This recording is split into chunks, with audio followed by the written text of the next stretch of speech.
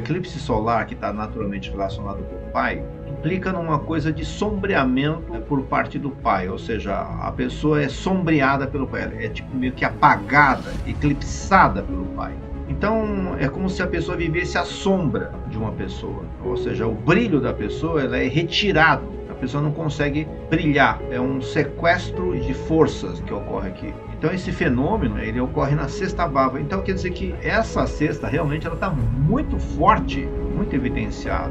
O regente da casa de relacionamento está na casa dos inimigos. Quer dizer que a pessoa, como ela teve essa questão com o pai, a psique da pessoa, né, faz uma projeção e o ideal para ela seria ela casar com o pai. Só que como tem uma coisa muito lá para dentro, né, um sentimento muito complexo com o pai, acaba invertendo a situação e o cara acaba sendo inimigo, virando inimigo. Mas vem originalmente da relação com a questão familiar paterna.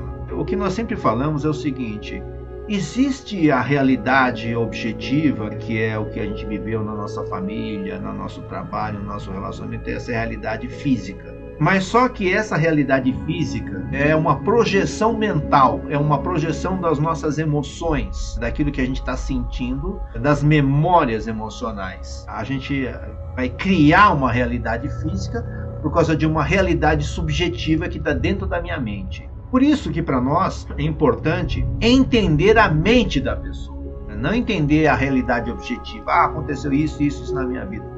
Isso daí são só evidências que confirmam a realidade subjetiva da pessoa. É o que está acontecendo aqui. Você vê que é uma espécie de repetição. Sempre acontece um fenômeno que não é que acontece o mesmo cenário com a mesma pessoa, mas sim que acontece o mesmo tipo de sentimento com pessoas diferentes e cenários diferentes.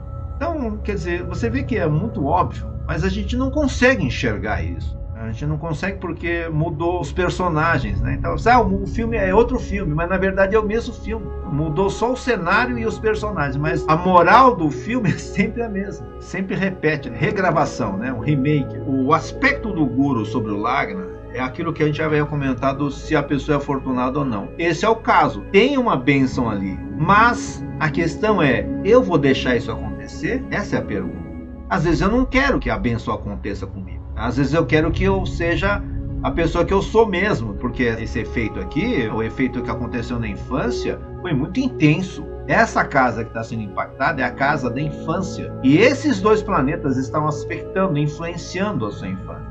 Esses planetas são conhecidos como papagrahas, são planetas maléficos que estavam aspectando a área de infância, ter vivenciado experiências de doenças e tudo mais na infância, e afetou muito o comportamento do regente dela.